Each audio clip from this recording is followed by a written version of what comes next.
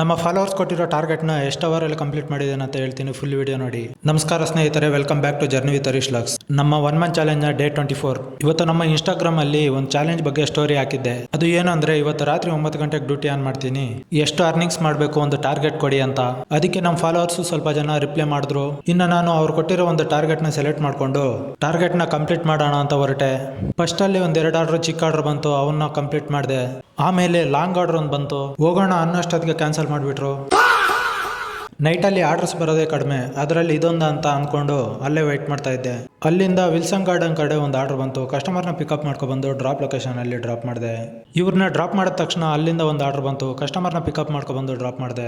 ಈ order complete ಆದ್ಮೇಲೆ ಆರ್ಡರ್ಸೇ ಬರ್ತಾ ಇರ್ಲಿಲ್ಲ. ಇನ್ನೇನ್ ಮಾಡೋಕ್ಕಾಗಲ್ಲ ಅಂತ ಅಲ್ಲೇ ವೆಯ್ಟ್ ಮಾಡ್ತಾ ಇದ್ದೆ. ಒಂದು ಹಾಫ್ ಅನ್ ಅವರ್ ಆದ್ಮೇಲೆ ಮೈಸೂರು ರೋಡ್ ಕಡೆ ಒಂದು ಆರ್ಡರ್ ಬಂತು. ಅವ್ರನ್ನ ಕರ್ಕೊಬಂದು ಡ್ರಾಪ್ ಲೊಕೇಶನ್ ಅಲ್ಲಿ ಡ್ರಾಪ್ ಮಾಡಿ ಅಮೌಂಟ್ ಕಲೆಕ್ಟ್ ಮಾಡ್ಕೊಂಡೆ.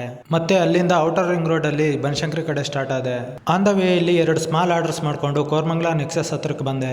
ಇಲ್ಲಿ ಬಂದು ಟೈಮ್ ನೋಡಿದ್ರೆ 1 ಗಂಟೆ ಆಗಿತ್ತು. ಒಂದು 10 ನಿಮಿಷ ಆದ್ಮೇಲೆ HSR ಕಡೆ ಒಂದು ಆರ್ಡರ್ ಬಂತು. ಕಸ್ಟಮರ್ನ ಕರ್ಕೊಂಡು ಬಂದು ಡ್ರಾಪ್ ಲೊಕೇಶನ್ ಅಲ್ಲಿ ಡ್ರಾಪ್ ಮಾಡಿದೆ.